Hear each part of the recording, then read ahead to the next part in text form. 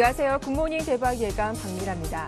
어느덧 10월의 주식 거래일도 오늘을 포함해 단 3일 남았습니다. 지난 금일 코스피가 1,900선이 무너지면서 한 주의 마무리를 다소 아쉽게 보냈었죠.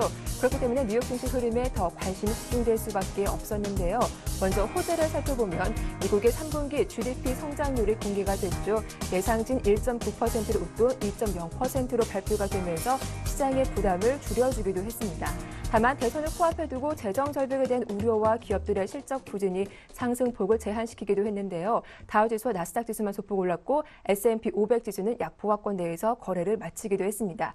주말 사이 어떤 이슈들이 나왔는지 점검하고 돌아오겠습니다. 강동석 아나운서 나와주시죠. 안녕하세요. 강동석입니다. 글로벌 주요 뉴스를 전해드립니다. 먼저 뉴욕 증시부터 살펴보시겠습니다. 지난 주말 뉴욕 증시가 혼조세 보였습니다.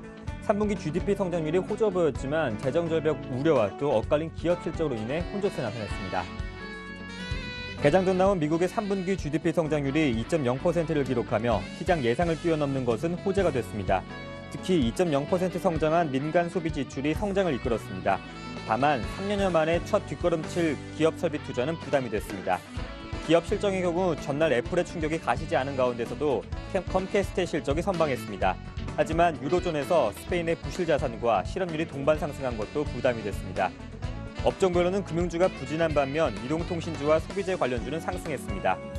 다우지수는 0.03%, 나스닥은 0.06% 올랐고 S&P 500 지수는 0.07% 하락했습니다. 유럽 증시 살펴보시겠습니다. 유럽 증시는 상승 마감했습니다. 미국의 3분기 GDP 성장률이 호조 보였기 때문입니다. 3분기 기업 실적에 대한 우려가 있었지만 유럽 주요 증시는 장중 미국의 3분기 GDP 성장률이 잠정치가 예상치를 웃도는 1.0%를 발표하는 것으로 상승세에 돌아섰습니다. 업종별로는 기술주들이 오른 반면 은행주들은 줄줄이 하락 마감했습니다. 나라별로 살펴보면 영국이 0.03% 올랐고 독일과 프랑스는 각각 0.44%, 0.69% 상승했습니다. 국제유가가 상승 마감했습니다. 예상보다 높은 미국의 3분기 GDP 성장률과 또 미국 동부를 강타할 것으로 예상되는 허리케인 때문으로 풀이됩니다. 미국의 3분기 GDP 성장률 잠정치가 2.0%를 기록하며 깜짝 호조세를 보였고 소비 지출도 2.0% 증가를 나타내며 전분기에 1.5%를 웃도는 등 지표 호조로 유가 상승에 영향을 줬습니다. 뿐만 아니라 허리케인 샌디가 미국 동부를 지나갈 것으로 예상되면서 미국 동부 해안의 정유시설이 타격받을 것이라는 우려도 제기됐습니다. 미국 원유 12월 인도불 선물 가격은 이날 뉴욕 상업거래소에서 배럴당 23센트, 즉 0.3% 오른 86달러 28센트로 거래를 마쳤습니다. 미국 원유 선물 가격은 지난 한 주간 배럴당 3달러 77센트, 4.2% 급락했습니다. 미국의 3분기 GDP 성장률이 예상보다 뛰어넘는 호조 보였습니다. 미국의 지난 3분기 중 GDP 성장률이 2.0%를 기록했습니다. 이는 시장 예상치였던 1.9%는 물론이고 앞선 1분기보다 1.3% 크게 높아진 수치입니다. 그동안 상대적으로 부진했던 소비 지출도 2.0% 증가해 앞선 분기의 1.5%보다 호조 보였습니다. 특히 자동차를 포함한 내구재 지출은 무려 8.5%나 급증해 2분기에 0.2% 감소해서 증가로 급선회했습니다. 연방정부 지출 역시 9.6% 증가해 지난 2010년 2분기 이후 가장 큰 폭의 증가세를 보였습니다. 그러나 기업들의 설비 투자가 3년 만에 첫 감소세를 보이는 등 불안한 징후도 함께 공존하고 있습니다. 기업 설비 투자는 1.3% 감소해 2분기에 3.6% 증가해서 크게 후퇴했습니다. 수출도 1.6% 감소해 지난 2009년 1분기 이후 3년 반 만에 처음으로 마이너스 성장을 보였고 수입도 0.2% 감소했습니다. 유로존 재무장관들이 오는 31일 그리스 지원 방안을 논의합니다. 장클로드 융커 유로그룹 의장의 대변인인 가이 슐러는 융커 의장이 오는 31일 화상회의를 통해 그리스 문제를 논의하기로 했다고 재무장관들을 소집하기로 했다고 밝혔습니다. 이날 회의에서 그리스가 요구하고 있는 긴축이행 시한 2년 연장 방안과 135억 유로 규모의 추가 긴축안 수용 여부를 놓고 논의할 것으로 예상됩니다. 전날 그리스 재무장관은 의회에 출석한 자리에서 긴축 시한을 연장하는 방안에 대해 트로이카와 어느 정도 대체적인 선언까지는 협의를 마무리했다며 지금도 최종 연장을 이끌어내기 위한 지속적인 논의를 하고 있다고 밝혔습니다. 이번 주 뉴욕 증시는 10월 실업률에 주목하고 또 허리케인 샌디가 변수가 될 전망입니다. 11월 2일 금요일 발표되는 미국 10월 비농업 고용지표와 실업률이 다음 주 6일 대선을 목전에 놓고 경합주에서 부동층을 끌어당기려고 줄다리기 하는 오바마 롬니 캠프를 희비를 엇갈리게 할 전망입니다. 주간 실업수당 신청자와 ISM 제조업 지표 등이 11월 1일 발표될 예정이며 소비자 기대지수와 S&P 케이스슐러 지수도 화요일 발표됩니다. 또한 기업 실적 발표도 이어집니다.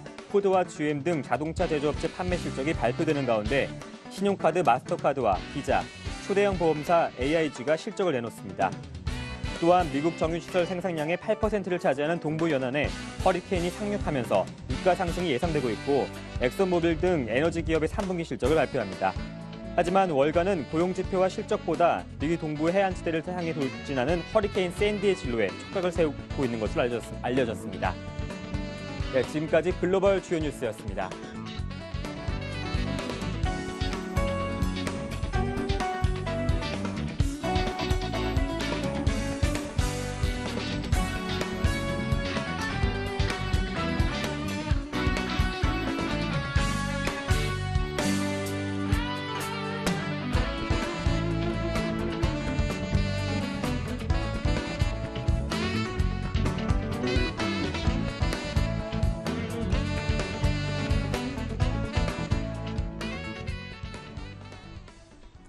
네, 글로벌 핫이슈 인백스 투자자문의 이현민 본부장과 함께 살펴보겠습니다. 안녕하세요. 네, 안녕하십니까. 예, 먼저 호재부터 점검을 해보겠습니다. 미국의 3분기 GDP 성장률이 2%로 깜짝 호조세를 보였습니다. 예상치를 뛰어넘은 건데요. 부문별로 한번 살펴볼까요? 그렇습니다. 3분기 GDP 경제 성장률 예상치는 한 1.8%로 상정을 했는데요. 네. 이보다 좋은 수치로 발표가 됐습니다. 2%로 발표가 됐는데요. 역시 세부 항목에서는 소비 지출이 2% 증가하면서 2분기 때 이 수치는 1.5%였습니다만 0.5%가 올라가면서 GDP 경제 성장률 수치를 이끌었다라고 볼 수가 있겠습니다. 이 밖에 좋은 세부 항목들의 수치들은 역시 부동산 시장을 꼽을 수가 있는데요. 14.4%나 올랐고 정부 지출도 호조세를 보였습니다. 9% 후반까지 들어갔고요. 이렇게 보면 3분기까지 미국의 경제 성장률 수치는 1.77%, 4분기 때 다소 3분기보다 하락한다고 해도 1% 후반 정도까지는 현재 기대할 수 있는 수치라고 볼 수가 있겠습니다. 그렇지만 기업들의 설비 투자 마인드는 자신감이 떨어지면서 역시 연말로 들어갈수록 재정정벽 리스크 때문에 설비 투자에 적극적으로 나서지 못하는 수치가 그대로 발표가 됐습니다. 마이너스 1.3%로 발표가 됐고요. 수출과 수입이 모두 2분기 대비해서는 하락한 수치가 나와서 역시 기업들의 제조업 마인드와 현재 수출입 동향 이런 쪽들은 미국 경기에서 다소 현재 부진한 양상이라고 볼 수가 있겠습니다. 네, 이 어닝 시즌 4주차에 접어든 뉴욕 증시는 이번 주에도 기업 실적과 또 고용 보고서에 좌우될 것으로 예상이 됩니다. 10월의 마지막 주이자 11월로 넘어가는 주이기도 한데요. 이번 주 주요한 체크 포인트 어떤 것들이 있습니까? 그렇습니다. 강동석 아나운서도 잠깐 브리핑을 하셨는데요. 네. 역시 이제 이번 주 말에 나올 미국의 10월 실업률 수치가 가장 초미의 관심사라고 볼 수가 있겠습니다. 이 이유는 11월 6일 대선 투표를 앞두고 있어서 대선 투표를 앞두고 발표되는 마지막 고용 지표라는 점이고요. 44개월 만에 8%대에서 7.8%대로 7%대로 들어간 수치가 이번 10월 실업률에서도 예상치인 7.9%를 맞출 수 있을까가 관심의 초점이라고 볼 수가 있겠습니다. 이는 8%의 심리적인 내용과 7% 후반의 심리적 내용이 투표에 참여하는 유권자들의 표심에 좌우될 수 있는 영향력이 크다라고 볼 수가 있겠고요. 비농업 부문의 그 고용 수치는 지난 9월 11만 4천 명 대비 조금 더 증가할 수 있는 12만 5천 명 수준으로 현재 집계가 되고 있는 상태고요. 이 밖에 일본에서는 30일 날 BOJ 금융통화정책회의를 열고 추가적인 현재 80조 엔의 자산 매입 규모를 추가적으로 더 늘릴 것으로 현재 예상이 되고 있습니다. 약 10조 엔 정도가 예상이 되고 있는데요. 이 정도로 나올지 여부하고요. 그 다음에 1일 날 11월 1일에는 중국의 10월 제조업 구매 관리자 지수가 발표가 됩니다. 현재 경기 확장 기준치인 50을 넘어설 수 있을지에 대한 관심이 높다라고 볼 수가 있겠고, 이번 주 실적 발표 기업은 GM과 포드 등 자동차 업체와 마스터와 비자카드 등 카드 전업사의 내용도 포함이 돼 있고, 11월 1일에는 스타벅스가 실적을 발표합니다. 이달에는 미국의 11월 6일 대선이 가장 큰 이벤트고요. 11월 8일에는 중국의 새로운 차기 지도부가 들어서는 전당대회가 열리게 됩니다. 시진핑과 리커창이 향후 미국의 10년, 중국의 10년을 이끌 수 있는 지도체제로 현재 출범이 된다라고 볼 수가 있겠고, 이번 달 유로존에서는 그리스의 긴축이 의회 표결을 잘 통과하느냐, 그다음에 구제금융 집행이 11월 중순 이전에 집행이 되느냐 여부, 그다음에 스페인의 구제금융에 대한 정식 요청, 이런 내용들이 가장 초미의 관심사라고 볼 수가 있겠습니다. 네, 말씀하신 것처럼 11월 6일, 다음 달 11월에 둘째 주가 되면은 미국 대선이 실시가 됩니다. 그에 앞서 미국에서는 부재자 투표가 이미 실시가 됐는데요. 두 후보 중에 당선 가능성이 높은 쪽은 어디입니까? 현재 도박사와 베팅 사이트에서는 오바마 후보가 다소 앞설 것으로 예상을 하고 있습니다. 네. 현재 그 부재자 투표는 27일부터 현재 진행이 되고 있는데요. 그렇지만 현재 그 허리케인 샌디가 상륙이 되면서 미 동부에 많은 비를 현재 뿌릴 것으로 예상이 되고 있어서 부재자 투표의 참여율이 좀 떨어질 것으로 현재 예상이 되고 있습니다. 이런 내용으로 뉴욕 스탁 익스체인지, 뉴욕 증권거래소도 29일 장내 거래는 일시 중단할 수 있다라는 내용을 발표하고 있는데요. 전자거래는 정상적으로 현재 유지가 되는 것으로 알려지고 있습니다. 현재 오바마 롬니는 백중세를 지속을 하고 있고요. 경합주인 9개 주에서 어떤 후보가 선거인단 77명의 표를 가져가느냐가 승패가 갈릴 것으로 보입니다. 현재 득표수에서는 롬니가 앞서고 있지만 경합주에서는 오바마 대통령이 다소 우세를 가져가고 있어서 지난 민주당의 엘고 후보가 부시 대통령의 득표수에서는 이겼지만 경합주의 선거인단에서 패배한 수치가 롬니 후보에게 나타날지 다소 좀 조마조마한 상황이라고 볼 수가 있겠습니다. 네. 이어서 UBS가 대량의 감원을 추진한다고 발표했습니다. 이 감원 한파가 끊이지 않고 있는 모습이에요. 그렇습니다. 지난주에 저희가 포드의 영국 공장이나 벨기에 공장의 폐쇄 방침에 대해서도 말씀을 드렸는데요. 이렇게 자동차나 제조업계뿐만 아니라 금융업계도 계속적으로 인력을 줄이는 그런 흐름이 나타나고 있습니다. 30일 날 실적 발표 대기 중인 유니언 뱅크 오브 스위스랜드 UBS가 10,000명 규모의 추가 인원 감축을 함께 내놓을 것으로 현재 관측이 된다고 파이낸셜 타임스가 지난 주말에 보도를 했습니다. 지난해도 투자은행 부분에서 3,500명 정도의 인원 감축이 있었는데요. 올해는 이보다 더 늘어난 수치로 현재 발표가 되고 있어서 전반적으로 현재 투자은행과 트레이딩 쪽 또한 후선 부서의 인력들의 구조조정이 여전히 진행 중인 그런 흐름이라고 볼 수가 있겠습니다. 이 10,000명은 UBS 전 직원의 약 17%를 포함한다는 아주 큰 규모라고 볼 수가 있겠는데요. 현재 세르지오 에르몬티 UBS CEO는 올해 계획된 구조조정의 일환으로 이를 추진하고 있고 미국의 주요 UBS의 최고위층을 대상으로 인력들도 포함될 수 있다라고 얘기가 되고 있어서 전반적으로 UBS 분위기는 상당히 현재 가라앉고 있다라고 볼 수가 있겠습니다. 네. 끝으로 오는 31일이면 유로존 재무장관들이 그리스 지원 방안을 논의할 예정인데요. 이 내부 합의 여전히 진통을 겪고 있다고 하죠. 그 마지막에 이제 그 합의할 수 있는 부분이 민주좌파 쪽에서 특히 노동개혁 법안에 대해서 다소 이견이 큰 것으로 알려지고 있습니다. 노동개혁 법안은 노동자의 권익을 보호하는 가장 타협하기 힘든 부분인데요. 현재 임금 삭감이 추가적으로 더 들어갈 수 있는 부분, 이런 내용 때문에서 연정의 파트너인 민주좌파가 현재 쿠벨리스 당수가 다소 이견이 나오고 있는 그런 상태라고 볼 수가 있겠습니다. 현재 31일 EU 유로존은 화상회의를 통해 그리스 구제금융에 대해서 추가적인 논의를 한다는 그런 흐름인데요. 안토니스 사마라스 총리는 막판에 타협이 좀 나올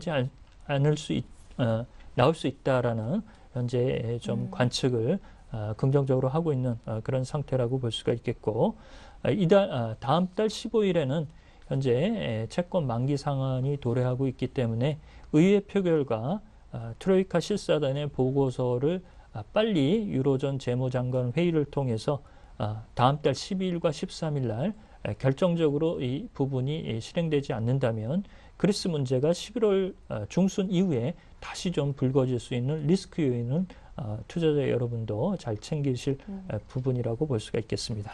네, 말씀 잘 들었습니다. 지금까지 인백스 투자자문의 이현민 본부장과 글로벌 핫이슈 함께했습니다. 도움 말씀 고맙습니다.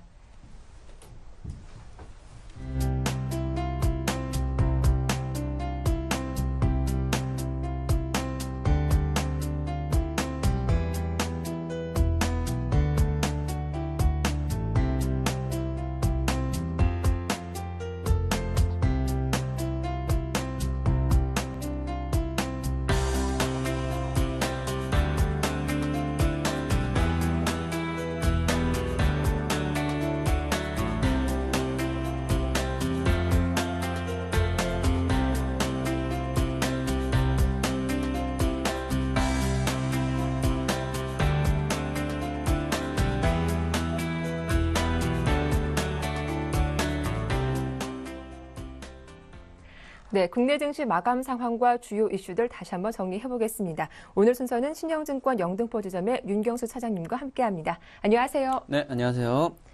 예, 먼저 지난 금요일 한숨 소리가 정말 많이 들렸습니다. 삼성전자 호실적에도 불구하고 코스피 지수가 1.7% 급락하면서 1,900포인트가 드디어 또 무너졌네요. 네, 아무래도 두 가지 요인이라고 좀 볼 수가 있겠네요. 환율 네. 그리고 GDP 발표 뭐 두 가지 요인이라고 볼 수가 있겠는데요. 그렇죠. 하지만 뭐 그 전문가들은 그 1,900선을 큰 의미를 좀 부여하진 말자 이런 얘기들이 좀 나오고 있습니다. 왜냐하면 1,900선이 무너지긴 했지만 그래도 이 무너진 이유 중에 하나가 환율 하락이죠. 환율 하락, 원화 가격 상승인데 원화 가치가 상승하게 되면 환율이 하락하게 되면 외국인들의 차익 실현 내지는 플러스해서 환차익이 나오기 때문에 환차익이 나오게 된다면 외국인의 매도세가 많이 나오면서 주가를 하락으로 이끄는 이런 내용이 나오는데 지금 외국인의 매도세가 강하게 나오면서 주가를 하락으로 이끌었다 이렇게 볼 수가 있는데 그 원인이 환차익은 아니라고 보는 거죠. 단지 차익 실현 정도라고 볼 수가 있고 지금 주가가 오르지 못하는 이유 중에 하나가 모멘텀이 없다는 거죠. 지금 주가를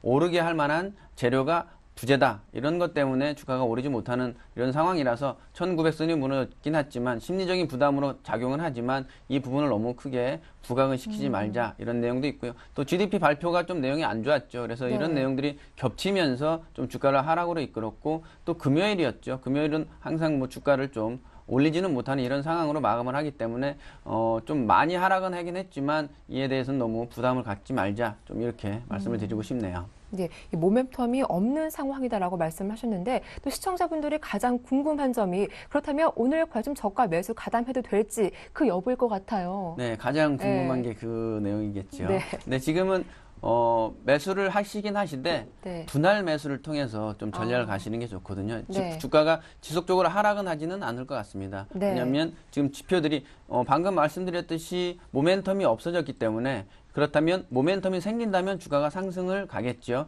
지금 중국이 지난번에 GDP 발표했을 때 7.4%로 발표를 했는데 지금 그 7.4라는 수치가 중국의 경기가 바닥을 찍었다라고 얘기를 하거든요. 그렇다면 다음 달 곧 있죠. 시진핑으로 정부가 이양이 되는데 이양이 됐을 때 중국이 그냥 이양을 시키지는 않겠죠. 경기가 바닥을 쳤기 때문에 상승폭을 키워가는 이양을 하겠죠. 그렇다면 내수를 좀 살리는 이런 정책을 필 가능성이 높죠. 그렇다면 네. 국내 증시 수출 제일 많이 하는 나라가 중국이거든요. 그렇다면 중국이 소비가 늘어나게 된다면, 내수를 통해서 소비가 늘어나게 된다면 국내 증시, 국내 경기 역시도 살아날 가능성이 높다는 거죠. 그래서 그런 모멘텀이 이제는 나오지 않을. 그리고 미국의 대선도 있죠. 물론 재정 절벽이라는 이런 이슈가 있지만 그 부분을 대선 주자들이 어떻게든 좀 막으려고 노력을 하겠죠. 그래서 이런 부분들이 이제는 악재가 호재로 바뀌는 이런 상황으로 조금씩 나올 수 있기 때문에 어느 정도 모멘텀이 나올 수 있기 때문에 지금은 조금씩 분할 매수를 통해서 주식 매수를 하셔도 괜찮겠다 이렇게 말씀드릴 수가 있겠네요.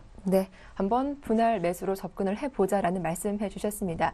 이어서 매매 동향도 정리를 해볼 텐데요. 외국인이 6거래 연속 좀 강하게 매도세를 보여주고 있습니다. 그럼에도 불구하고 사고 있는 종목이 따로 있습니까? 네, 아무래도 자동차주 네. 좀 하락세가 크게 보였죠. 그래서 자동차주 관련돼서는 좀 외국인들이 많이 매수를 하는 모습을 좀 보여주고 있는데요. 네. 매수 순위를 좀 살펴드리면 현대차를 가장 많이 샀습니다. 그리고 현대건설과 SK하이닉스, 삼성전자, 우선주, 기아차. 지난 코스피 상승 종목 중에 하나도 현대건설이었죠. 4개 종목만 상승을 했는데 그중에 하나가 현대건설이었고요. 기관 역시도 LG전자, 그리고 NHN, 그리고 삼성전자와 SK하이닉스, LG디스플레이인데요.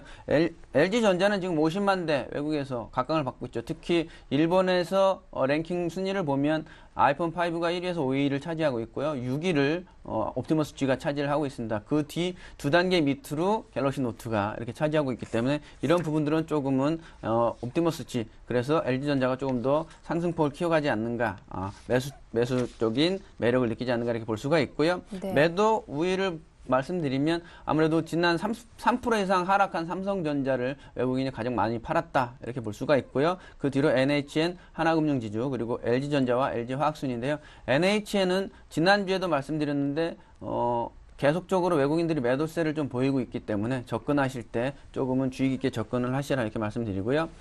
기관의 매도세가 가장 강하게 나온 거 역시도 기아차, 그리고 LG화학, 호남석유, 현대차, 현대건설인데요. 기아차는 아무래도 차익 실현이 좀 나온 것 같습니다. 그래서 기아차는 접근을 좀 하셔도 이제는 좀, 왜냐하면 기아차가 낙폭과대주가 됐기 때문에 이제는 네. 좀 접근을 해보셔도 괜찮겠다 이렇게 좀 말씀드릴 수가 있겠네요. 네, 이어서 코스닥도 확인을 해볼 텐데요. 코스닥 낙폭이 상당히 컸습니다. 60일 이동 평균선도 무너지면서 이 505포인트까지 내려왔는데 코스닥 상황 한번 점검해 볼까요? 네, 코스닥 505까지 좀 하락을 했죠. 네. 하지만 500선은 지지를 하고 있기 때문에 120일선은 평균선이죠. 그래서 500선까지는 하락을 하지 않았기 때문에 코스닥 역시도 지금 코스닥은 현금 보유 비중을 많이 가져가자 이런 심리가 작용됐기 때문에, 왜냐하면 주가가 속도로 하락할 이런 좀 불안감이 생겼죠. 그래서 1900선이 무너지고 500선까지도 가까이 왔기 때문에 이제는 추가 하락이 더 있지 않는가, 이런 불안감 때문에 현금 보유를 더 하고 가자 이런 내용 때문에 코스닥이 조금씩 중소형주가 좀 인기를 잃어가면서 조금씩 하락을 하는 모습을 보여주고 있죠. 하지만 코스닥 역시도 말씀드렸다시피 그렇게 우려할 바는 아니다. 왜냐하면 500선을 지지선으로 보고 있고 하방 경직선으로 500선을 보고 있거든요. 그리고 환율이 1,090원을 기점으로 하방 경직을 보여주고 있기 때문에 네. 추가 하락 여력은 조금은 없지 않는가. 왜냐하면 기대감들이 지금 기대감을 내세울 이런 재료들이 계속 나오고 있기 때문에 11월 초에는 여러 가지 재료들이 많이 나오고 있죠. 뭐 실적 발표라든지 미국의 고용 지표라든지 뭐 대선, 중국의 정권 이양 뭐 이런 부분들이 계속 나오고 있기 때문에 지난번 Q3 때도 그랬죠. 그 Q3가 과연 되느냐 안 되느냐에 대한 촉각이 곤두서면서 주가를 이렇게 상승폭을 키워줬기 때문에 네. 이런 부분들을 감안한다면 조금은 너무 불안한 마음은 갖지 말자 이렇게 말씀드릴 수가 있겠네요. 예, 코스닥 급락이 나왔지만 지나치게 비관하지는 말자라는 말씀까지 덧붙여 주셨습니다. 이어서 업종별 흐름도 정리를 해보도록 할 텐데요. 먼저 코스피 쪽 살펴볼게요. 네, 업종별로는 뭐 의료정밀 빼고는 전부 하락을 했다 네. 이렇게 볼 수가 있겠네요. 의료정밀만 0.9% 상승폭을 보였고요. 나머지 업종들은 전부 일제히 하락세를 보였다 이렇게 볼 수가 있는데요. 뭐 특히 경기 민감 업종인 기계나 전기전자, 운송장비, 그리고 증권이죠. 이런 종목들이 큰 폭으로 하락을 했고요. 강세 업종을 조금 살펴드리면 아까 좀 전에 말씀드린 대로 시가총액 상위 종목 중에서는 뭐 고려아연이나 아모레퍼시픽, 현대건설, 오리온 이렇게 4종목을 제외한 나머지 종목들은 전부 하락을 했다 이렇게 볼 수가 있고요. 그래서 코스피 약세 업종도 뭐 거의 전 종목이 하락을 했다 이렇게 보여지면서 삼성전자가 좀 전에 말씀드린 대로 3% 넘게 하락세를 보이면서 역시나 주가를 하락으로 이끄는데 같이 동반 하락을 했다 이렇게 볼 수가 있고요. LG화학이나 NHN, 삼성화재, NHN은 좀 아까 말씀드렸듯이 외국인의 매도세가 계속 나오고 있죠. 그래서 NHN, 삼성화재 이렇게 또 하락세를 보였다 이렇게 볼 수가 있겠네요. 네, 이어서 코스닥 업종별 흐름도 정리해 볼 텐데요. 지난 금요일 또 나로 발사까지 연기가 되면서 관련 종목들 모두 좀 하락세가 나왔더라고요. 네, 맞습니다. 나로호를 잠깐 설명을 좀 드릴게요. 나로호가 네. 어떤 거냐면, 그 전에 위성을 쏘았죠. 아리랑이나 무궁화 위성을 쏘아 올렸는데, 그 위성들은 발사체라고 하거든요.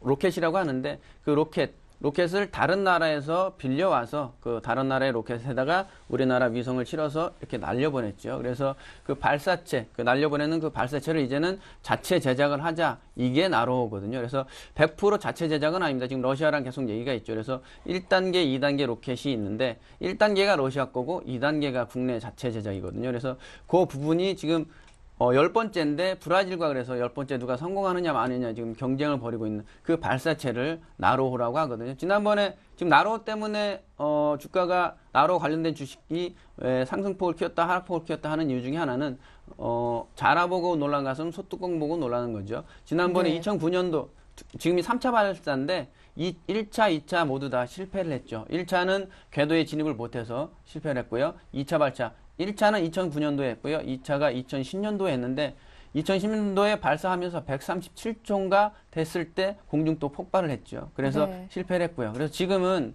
발사를 성공적으로 하고 또 발사가 성공적으로 이루어졌는지 그걸 확인하고 투자를 하는 이런 심리가 지금은 작용돼 있다. 그래서 나로 관련된 업종 발사 연기가 되면서 급격히 하락한 이유 중에 하나가 그런 부분이다. 이렇게 볼 수가 있겠습니다. 네, 오늘 말씀 잘 들었습니다. 지금까지 신영증권 영등포 지점의 윤경수 차장과 함께했습니다. 도움 말씀 고맙습니다. 네, 감사합니다. 자, 이어서 샘플러스 김현근 전문위원과 이슈들 정리해 보겠습니다. 안녕하세요. 네, 안녕하세요. 예, 지난 금요일 일단 코스피, 코스닥 모두 급락세가 나왔습니다. 외국인의 매도가 연일 이어지고 있는데요. 살펴볼 이슈 어떤 것이 있습니까? 예, 최근에 이 시장의 약세 흐름은 역시 이제 수급에 주체가 없다 보니까 네. 이러한 약세 흐름을 계속 보여주고 있는데 그러한 상황에서 지속적으로 좀 매수의 주체라고 볼 수 있는 부분이 바로 연기금이라고 판단이 됩니다. 계속 지수의 어떤 방어를 해주는 부분도 있고 저가 매수를 들어오는 이러한 부분으로도 좀 판단을 할 수 있을 것 같고요. 그래서 이러한 수급 자체에서 보면 현재 이 시장을 좀 끌어올릴 만한 그러한 주체가 없다 보니까 시장은 좀 약간 어려운 모습을 보여주고 있지만 이유야 여러 가지 기업들의 실적 자체도 약간 지금 약한 상태고요. 대내 경기 불안이라든가 환율에 대한 영향도 있을 것이고 그래서 여러 가지 이유상 수급 자체가 좀 들어오기는 어려운 상황인 것 같습니다. 그러한 상황 속에서 우리가 좀 투자에 대해서 어떤 아이디어를 좀 얻자면 그렇다면 연기금들이 매수를 계속 해주고 있는데 연기금들이 매수하는 종목이 어떠한 종목인가 이런 부분들을 좀 본다면 좀 힌트를 얻을 수 있을 것 같습니다. 연말까지 해서 지금 현재 연기금에서 들어올 수 있는 매수의 여력을 봤을 때 4조에서 5조 원 정도의 매수 여력이 있다고 판단이 듭니다. 그래서 앞으로의 추가적인 매수 여력이 있기 때문에 연기금들이 사고 있는 그러한 매수 종목, 꾸준하게 사왔던 종목 혹은 최근에 사기 시작한 종목 이러한 쪽을 좀 우리가 체크를 해본다면 우리가 접근할 수 있는 종목이 어떠한 것인가 힌트를 좀 얻을 수 있을 것 같은데요. 하반기에 들어와서 연기금들이 매수를 한 종목들을 보자면 LG전자라든가 삼성전자, 현대차, NHN, GS, SK이노베이션, 현대모비스, KB금융, 현대글로비스, 호남석유 쭉 자세히 좀 보면 사실은 연기금들은 좀 경기 민감주들을 사오고 있었던 이러한 모습들을 좀 확인할 수 있습니다. 그 중에서 보면 삼성전자라든가 LG전자라든가 삼성전자는 물론 큰 변동성은 없었지만 계속 130만 원을 전후한 가격대에서 머물러 있는 상태고 금요일날 좀 약간 하락을 하긴 했습니다만 LG전자라든가 SK텔레콤이라든가 LG디스플레이 이런 종목들은 사실 상당히 좀 많이 상승의 모습을 좀 보여줬습니다. 근데 지금 현재 좀 오늘 좀 말씀을 드리고자 하는 종목은 바로 이제 NHN이라는 종목인데요. 이러한 지속적인 좀 매수의 모습을 좀 보여주고 있는데 사실 주가의 흐름은 지금 강한 흐름을 보여주고 있지는 못합니다. 10월 초에 고점을 형성한 이후에 지속 좀 하락을 하고 있는 모습을 보여주고 있는데요. 바로 외국인의 매도세에 의해서 좀 보여주고 있는데 그런 표면적인 좀 이유를 좀 보자면 최근 웹보드 게임에 대한 규제 이러한 부분이 좀 나왔었는데요. 그러한 부분으로 좀 실적 악화가 우려가 되는 모습으로 주가가 좀 하락을 하고 있는데 문광부에서 온라인 고스톱이라든가 포커 등의 그런 새로운 규제를 좀 시행을 한다고 하죠. 본인 인증 절차를 거쳐야 하고 게임머니 구매 한도를 월 30만 원으로 제한을 하겠다 이러한 규제를 한다고 합니다. 이 부분은 아직 실행이 된 건 아니고 이달 중에 행정예고를 하고 관계부처와 협의를 거쳐서 내년 1월부터 이러한 규제안을 좀 시행을 하겠다 이런 예정인 상태인데요. 사실상으로 이 부분이 또 주가에 어느 정도, 실적에 어느 정도 영향을 미칠지는 뭐 상황을 좀 봐야 될 것 같습니다. 실제로 유저들의 어떤 반응을 확인을 해야 될 것 같고, 실제적으로 매달 30만 원 이상 게임머니를 구매하는 또 이용자는 소수에 불과하기 때문에 동사의 뭐 실적에 크게 영향을 줄 것이다, 이렇게 너무 섣부르게 우려를 하는 부분도 좀 섣부른 부분인 것 같습니다. 그래서 그 부분은 나중에 뭐 추후에 좀 문제일 것 같고요.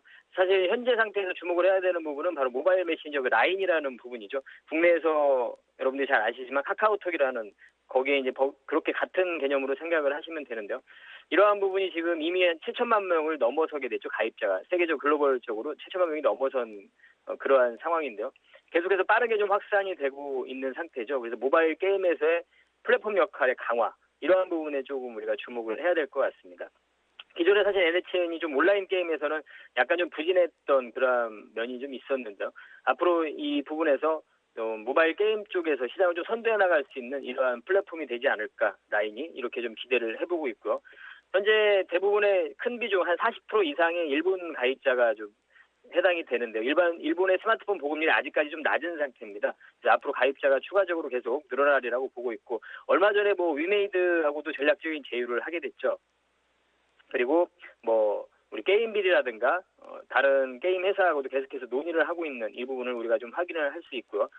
그렇다면 우리가 이제 카카오톡 플랫폼과 연계된 애니팡이라든가 캔디팡, 이러한 모바일 게임이 상당히 뭐 성공적인 그러한 모습을 좀 보여줬죠. 주가의 흐름들도 상당히 좋았고요. 그래서 이 부분을 좀 봤을 때 그 비슷한 흐름이 좀 나타나지 않을까, 이렇게 좀 판단을 하고, 물론 이제 단기적인 어떤 급등의 흐름, 이런 부분은 좀 기대하기 좀 어려울 것 같고요. 왜냐하면 일본의 그 게임 환경 자체는 이미 지금 콘솔이라든가 아케이드 게임 장르가, 모바일 게임이 이미 성숙 단계 시장이 돼 있는 상태입니다. 그러다 보니까 어떤 단기간 내 어떤 라인의 파급력이라든가 단기간 내 주가의 어떤 상승이라든가 이런 부분은 조금 기대하기 어려울 것 같고요.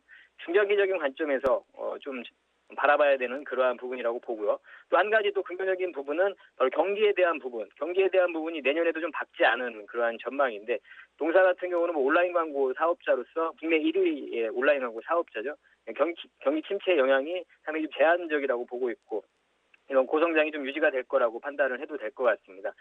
모바일 광고 시장에서도 경쟁력이 계속 올라가고 있는 상태이기 때문에, 얼마 전에 이제 내년이죠. 2013년도 오버추어가 국내 시장 철수를 하게 되는데, 그렇다면 오버추어 광고주의 유입, 이런 부분도 우리가 통해서 검색 광고의 단가를 상승할 수 있는 이 부분을 좀 기대를 해볼 수 있을 것 같습니다.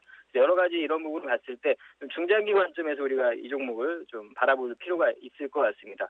차트를 좀 보시면서 매매에 대한 부분을 좀 말씀을 드리면, 최근에 10월 달에 고점을 형성하고 이러한 21선 좀 이탈하면서 주가가 좀 단기간 안에 좀 하락한 부분을 좀 보여주고 있습니다. 그건 바로 이제 외국인의 이러한 매도세인데요. 외국인의 좀 시장에서 이탈 부분도 있고, 많이 좀 오른 거에 대해서 좀 약간의 뭐 차익실현 매물도 나온다고 판단이 들고 있고요. 주봉상에서 보시면 여전히 추세를 계속 유지를 하면서 이런 계단식의 상승을 좀 보여주고 있는 상황이죠.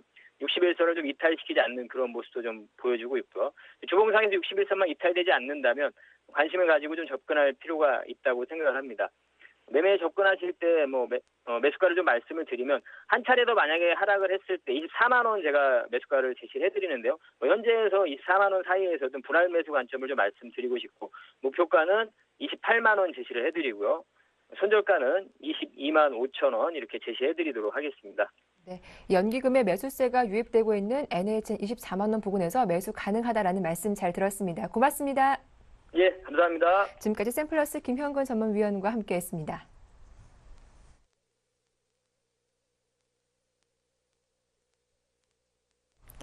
예, 자, 예전부터 코스피 1900선 이탈은 염두에 둬야 한다고 강력하게 주장했던 분이죠. 평택총룸 정호영 전문가와 함께 시장에 대한 이야기 나눠보겠습니다. 안녕하세요. 네, 안녕하세요. 예, 시황 꽤 들었던 분이라면 1900선 이탈 어느 정도 예측을 하셨을 거라고 생각이 됩니다. 먼저 급락 이유부터 한번 들어보도록 할게요. 네, 급락 이유는 뭐 다른 거 없습니다. 해외 증시 하락이 가장 큰 이유가 될 수가 있겠습니다. 그래서 결국 이제 해외 증시만 계속 보자 이렇게 말씀드렸었는데, 뭐 급락 이유는 이제 첫 번째가 이제 해외 증시고요. 뭐 두 번째도 해외 증시다. 근데 해외 증시도 제가 또 예측을 해드렸었잖아요.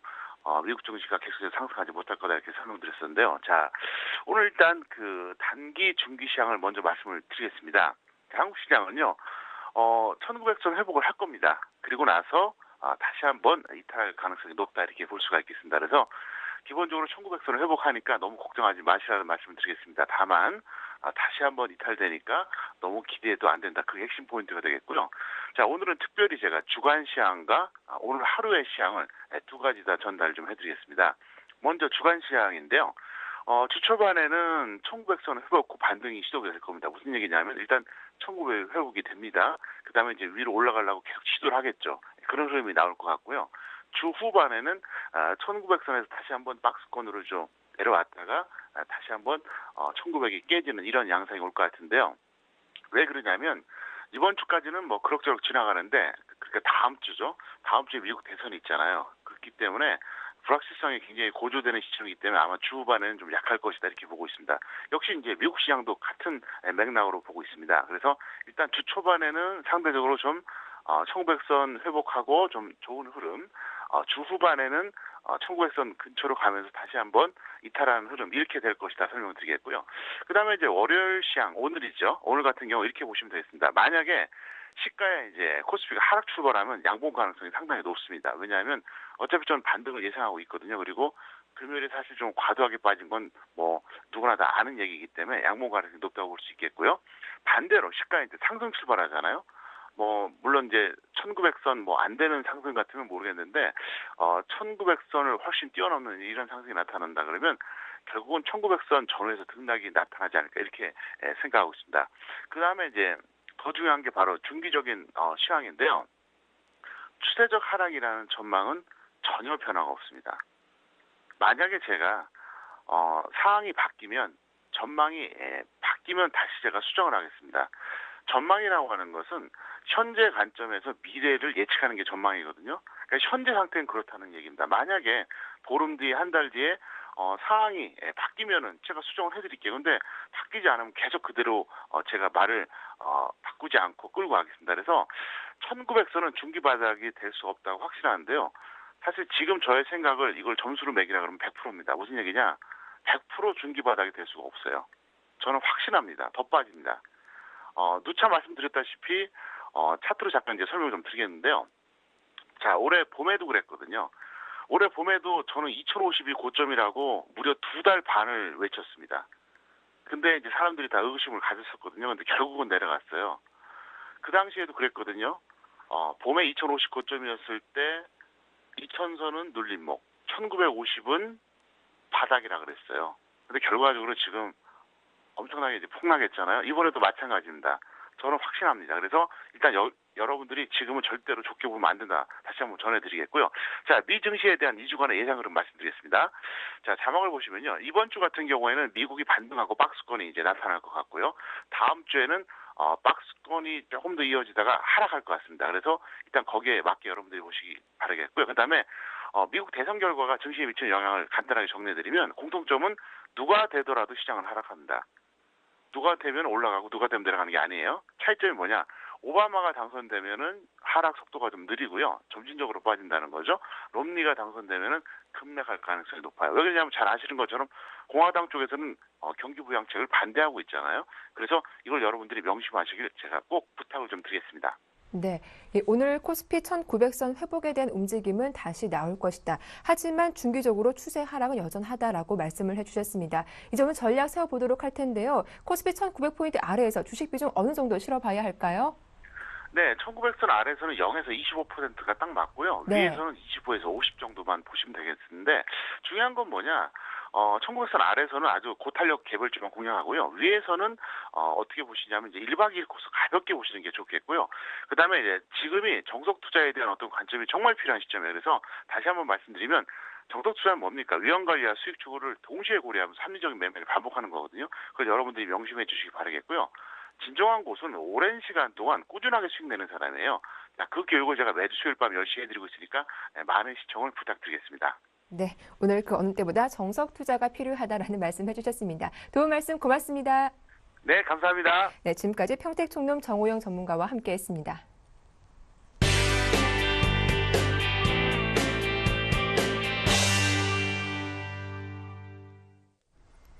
네, 이슈앤이슈 오늘 순서는 서울경제신문 증권부의 서은영 기자와 함께하겠습니다. 안녕하세요. 네, 안녕하세요.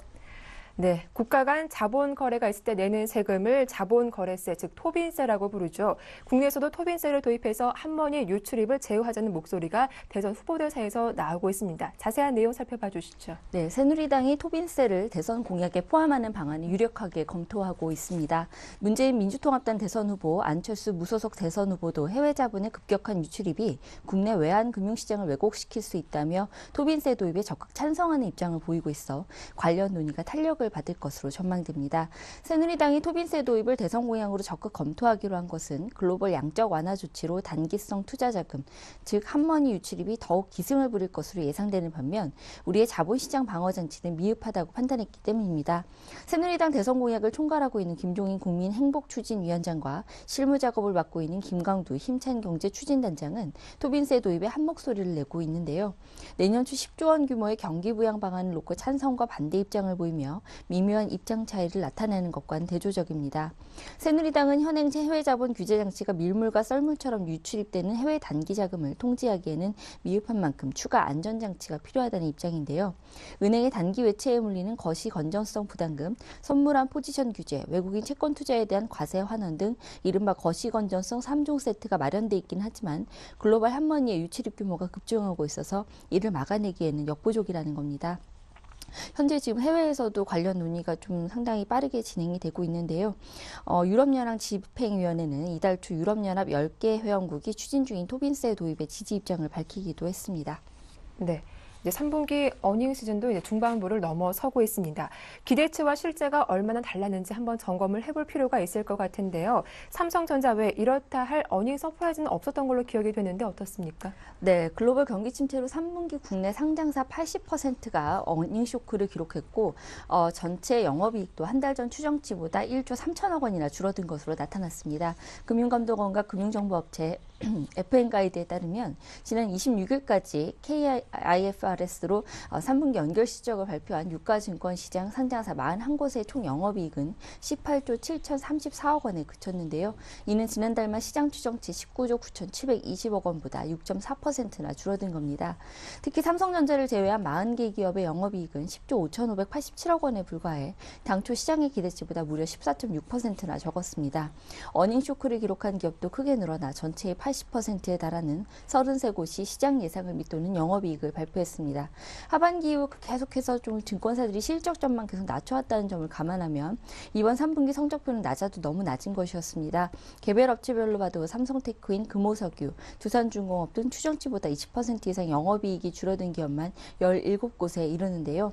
10개 기업 중 4개 기업이 심각한 어닝 쇼크를 기록했다는 의미입니다. 전문가들은 성장률 둔화에 대한 우려가 커지고 있는 데다 원달러 환율까지 가파르게 하락하면서 수출에도 비상이 걸린 만큼 4분기에도 실적 회복을 기대하기 힘든 처지라고 입을 모으고 있습니다. 네, 다음 소식입니다. 국민소득 3만 달러는 선진국의 상징으로 꼽히기도 하죠. 글로벌 경기 부진에 한국의 국민소득 3만 달러 달성 시기는 앞으로 10년 더 걸릴 거라는 암울한 전망이 나오기도 했는데요. 여타 선진국에 비해 2배 이상 소요되는 거라고요. 네, 지난 3분기 경제 성장률이 전분기 대비 0%대에 그친 데다 L자형 불안 곡선이 내년까지 이어질 것으로 예상되면서 선진국의 상징으로 꼽히는 국민소득 3만 달러를 달성하는 데 앞으로 10년이 더 걸릴 것이라는 분석이 나왔습니다. 말씀하신 대로 이미 선진국에 들어간 나라들이 평균 8년 걸린 것을 한국은 2배 가까운 15년 이상이 소요되는 셈인데요. 이런 현실 속에서 우리 경제는 4분기 또는 내년 1분기에 마이너스 성장으로 오히려 뒷걸음질 할 것이라는 우려도 증폭되고 있습니다. 현대경제연구원은 한국 경제의 구조적 문제점과 대응 과제라는 보고서에서 지난 4년간 1인당 국내 총생산 증가율이 연평균 1.0%에 그쳐 향후 3% 미만 증가율이 계속된다면 3만 달러 도달해 10년이 더 소요될 전망이다라고 밝혔습니다. 이른바 2만 달러의 함정에 빠지게 될 가능성이 높다는 건데요. 우리나라는 지난 2007년 처음으로 1인당 국민소득 2만 달러를 넘어선 후 5년간 2만 3천 달러를 벗어나지 못하고 있습니다. 반면 선진국은 2만 달러에서 3만 달러로 도약하는 데 8년, 2만 달러에서 4만 달러까지 평균 14.2년이 걸렸습니다. 우리나라가 8년에 맞추려면 올해부터 연평균 7.6%씩 성장해야 하는데 2007년부터 2011년까지 1인당 GDP 증가율은 연평균 1.0%에 불과합니다.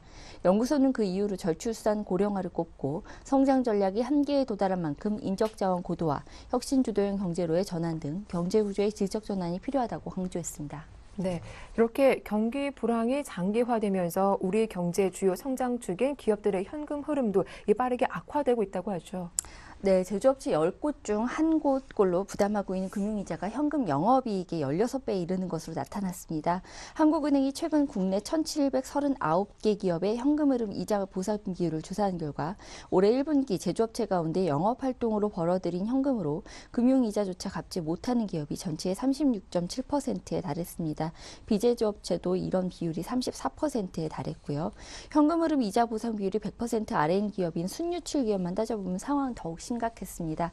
하위 기업들만 살펴보면 현금 흐름 이자 보상 비율이 마이너스 2230%까지 뚝 떨어졌는데요.